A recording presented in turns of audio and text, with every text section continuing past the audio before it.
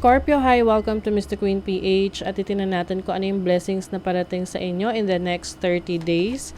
From the time na mapanood nyo ang reading na to, this is a timeless reading. Anytime na mapanood nyo to, as long as makaka-resonate kayo, this reading is for you. Okay? And another reminder, I will not message you or follow you to offer services. Be careful sa mga fake accounts and scammers. So kung gusto ng private reading, just go to my website, mysticqueenph.com. You don't have to message me, okay? Or pwedeng dumirekta na kayo sa aking calendar link on the description or comment section. Okay, Scorpio, blessings, next 30 days. What's the energy?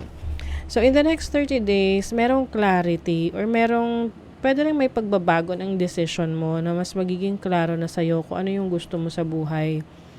I also see that you will pursue your creative passions. Can be acting, writing, content creation,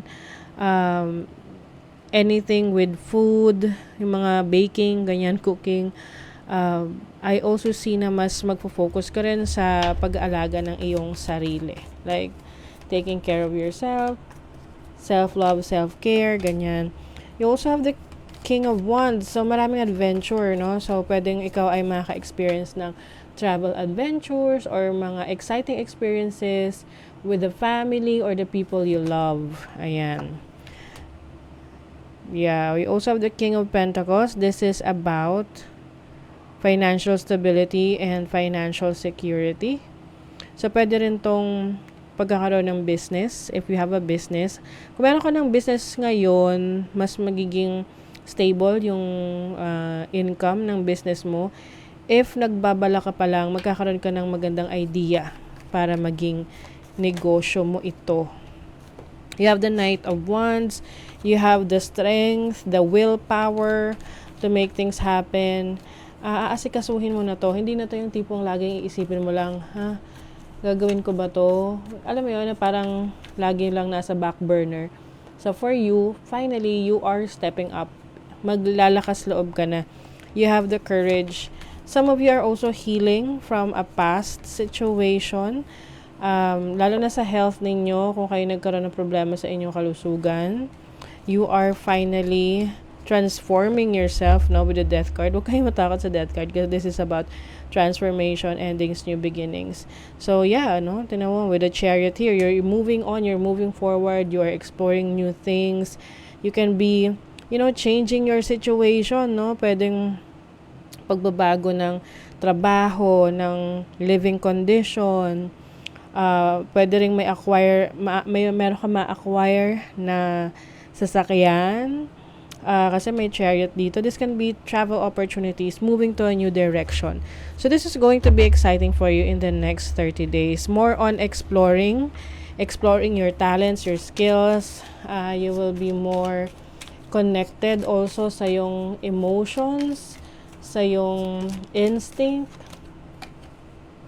Reevaluate your priorities. It is time to let go of what you no longer need. Ayan. So, you are also releasing the things that are no longer serving you. Meron ditong endings, may release. And then, pay attention to your dream time. Messages of guidance are drifting in. So, iba sa inyo, pagdating sa, dreams, you will have vivid dreams. Sino sa inyo rito yung na nanaginip na parang sobrang linaw, like parang totoo yung nangyayari. So, you have to pay attention to that, to your dream time.